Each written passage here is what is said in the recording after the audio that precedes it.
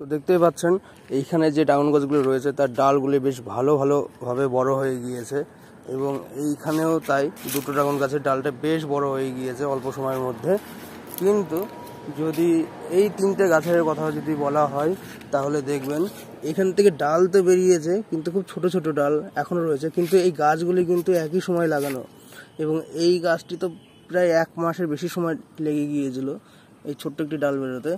তো এখন এর মেন কারণ একটা যেটা আমার মনে হচ্ছে সেটা হলো রৌদ্র বেশি সময় পায় না, অর্থাৎ এই গাছগুলি যতটা টাইম রোদ পেত ছাদে এই তিনটে গাছটা ঠিক পায় না অত সময় রোদ।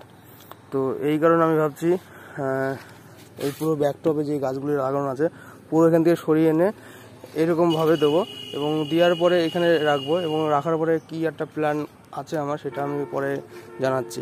আগে ব্যাগটাকে সরিয়ে নিই। তো আমি ব্যাগটা কিছুটা সরিয়ে নিয়েছি, এবার ইট দুটো ওখানে নিয়ে সরাবো, তারপরে ব্যাগটা এর উপরে রাখবো। আচ্ছা, তো এবার দেখতে পাচ্ছেন ইটটা সরানো হয়েছে এবং ইটের উপরে ব্যাগটা ঠিক এইভাবে রেখে দিয়েছি। এবার আমার যা প্ল্যান আছে, এখান থেকে দেখতে পাচ্ছেন এখানে একটা স্ট্যান্ড এখান থেকে এখানে কানেক্ট করা রয়েছে।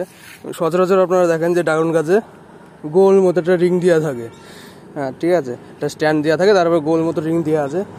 তো আমি দেখছি আমার মোটে এই কটা গাছ, তো ভাবছি এখান থেকে এখানে একটা কানেকশন দেবো, এখান থেকে এখানে একটা কানেকশন দেবো, তো ত্রিভুজের মতো হয়ে যাবে।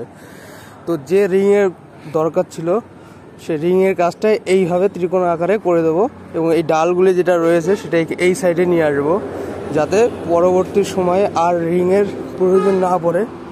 যদিও এগুলো পরে পাল্টাতে হবে আমি জানি, কিন্তু আমি চাইছি যে এই সিস্টেমে রাখবো আপাতত, কারণ এই সাইডে দেখতে পাচ্ছেন প্রচুর গাছপালা রয়েছে আর এই সাইডে রয়েছে, তো বেশি টাইম রোদ পায় না এই গাছগুলি, যা পায় এই কোণাতে যা রয়েছে এখানেই ভালোভাবে রোদ পাবে, ওই কারণে আমি এখানে রেখেছি।